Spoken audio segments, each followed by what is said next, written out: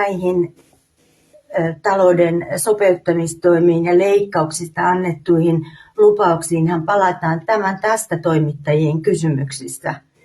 Eri asia on sitten se, että mitä on luvattu ja onko ylipäänsä se sanottu ymmärretty oikein.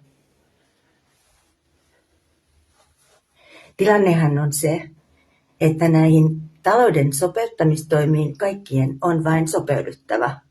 Niin me teemme siellä hallituksessakin. Deal with it.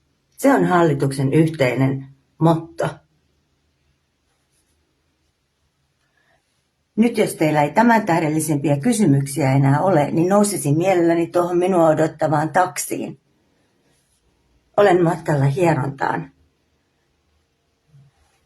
koska vastuu kansan asioista painaa niin vahvana, etteivät minunkaan hartiani ihan kaikkea kestä. Mukavaa adventin odotusta itse kullekin.